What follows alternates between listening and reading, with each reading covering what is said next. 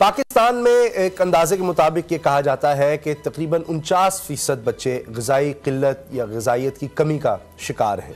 यानी उनकी जो खुराक है वो बैलेंस्ड नहीं है, जो कुछ खुराक में चाहिए होता है वो नहीं है, बस एक ही खुराक उनको मिल रही होती है। मिसाल के तौर पर हमारे यहाँ पाकिस्तान में ज़्यादातर ये होता है कि बस रोटी ही खा पाते हैं और उसके साथ दीगर जो लवाजमात होने चाहिए खुराक में, जिसमें दूध हो, जिसमें गोश्त या दालें और इस तरह से सब्जियां हर तरह की मुख्तलिफ, वो सब बच्चों को नहीं मिलता। अब पेट भरने के लिए एक चीज़ थी गरीब के पास, वो थी आटा, कि कम से कम वो पेट तो भरे। हुआ अब ये है कि तारीख़ में अगर मैं हैदराबाद शहर की बात कर लूँ कि इतना महंगा आटा कभी नहीं था। पूरे मुल्क में आटा महंगा हो गया है, 70 से 75 रुपए फी किलो तक पहुंच गई है कीमत। कराची में पिछले 5 महीने की अगर बात कर लें तो तकरीबन 250 रुपए इजाफा हुआ है 10 किलो आटे के थैले में। 250 रुपए का इजाफा हो गया है, यानी अब 700 रुपए तक पहुंच गया है। 5 माह पहले तकरीबन ये 450 तक था। तो अंदाजा लगाएं कि इतनी महंगाई हो चुकी है। अब गरीब आदमी क्या करेगा कि उससे अब रोटी भी छिन गई, ग़िज़ाई क़िल्लत तो चले वो तो थी, अब तो ग़िज़ा भी गई, खुराक भी चली गई। ये कितना बड़ा अलमिया है बाबर डोगर साहब कि ये एक तरफ इमरान खान साहब इजलास करते हैं, कहते हैं महंगाई को कंट्रोल करेंगे, जो भी हो जाए मुल्क माशी सूरत हाल बड़ी मुश्किल है लेकिन हम गरीब को रिलीफ देंगे।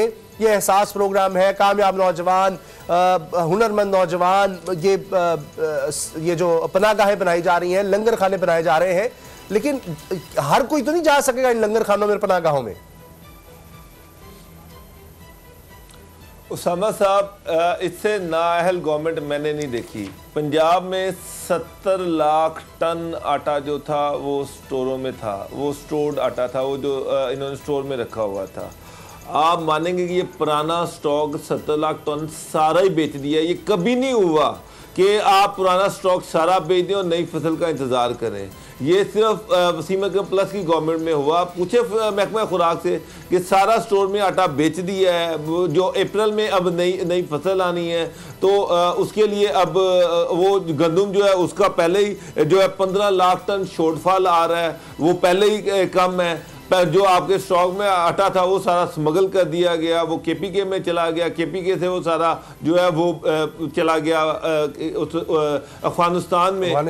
मुझे एक बात बताएं, हम जहाँ पर जिक्र करते हैं, बात करते हैं कि पंजाब में माफियाज का राज है। अभी पिछले दिनों में ये बात हो रही थी कि रहीम यार खान में शुगर मिल मालकान जो है, शुगर जो मिल माफिया जो है, उन्होंने रहीम यार खान में उन्होंने करोड़ों रुपए जो था वो जो आर्जी उन्होंने पेमेंट सेंटर बनाने थे वो नहीं बनाए और वो करोड़ों रुपए खा गए हैं। तो और सरकार को वो पैसा कोई नहीं दिया और शुगर रहीम यार खान से जो गन्ना है वो स्मगल होकर इंटीरियर सिंध भी जा रहा है और महंगा बिक रहा है और कोई वहाँ पे पूछने वाला नहीं है। ज़िले और डिस्ट्रिक्ट एडमिनिस्ट्रेशन जो है वो सारी बेबस हुई हुई है शुगर मिल माफिया के सामने। इसी तरह फ्लोर मिल माफिया, हुकूमत जो है ये भी आपस में मिले हुए हैं। आटा जो था, गंदम जो थी वो पहले बेदरेग जो थी उसकी स्मगलिंग करवाई गई उसको, और जितने गोदाम थे वो मिलकर बेच दिए गए। यहाँ वो गोदाम मुलाजिम जो थे उनको खा लिया, उन्होंने ये सारे गोदाम खा पी लिए, किसी ने कोई चेक ही नहीं किया। आटे की शॉर्टेज मैंने तो अपनी ज़िंदगी में कभी नहीं देखा कि पंजाब के अंदर भी आटे की शॉर्टेज हुई हो। हमेशा यहाँ पे आटा सरप्लस रहा है। ये पहली मरतबा है कि आटे की शॉर्टेज है।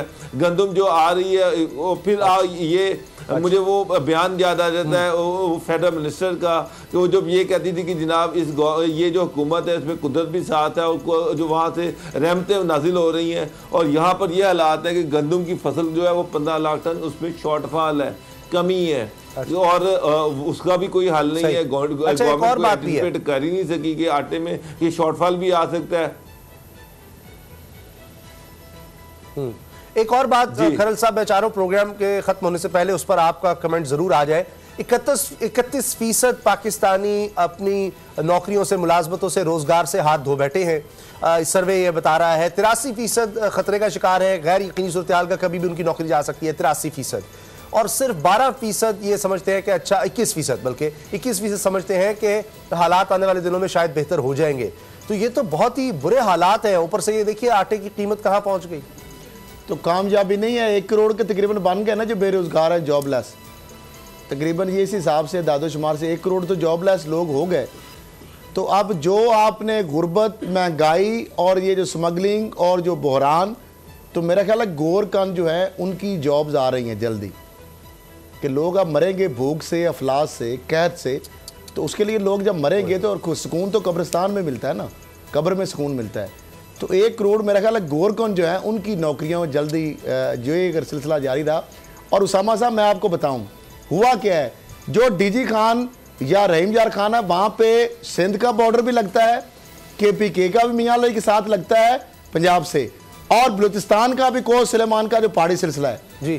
तो लिहाजा ये जो गंदम स्मगल हो रही है पंजाब से स्मगल हो रही है, टाइम खत्म हो गया, बलूचिस्तान KPK और अफगानिस्तान पहुंच रही, इसका जिम्मेदार कौन है? मैं समझ गया। और 11 अरब रुपए का पकड़ा गया, इशारा है कि वहां से पता नहीं क्या है। 11 अरब का पकड़ा गया सिंध में, अगले हफ्ते वो भी जा रही थी। सब्सक्राइब करें और बेल दबाएं ताकि कोई खबर रह न जाए।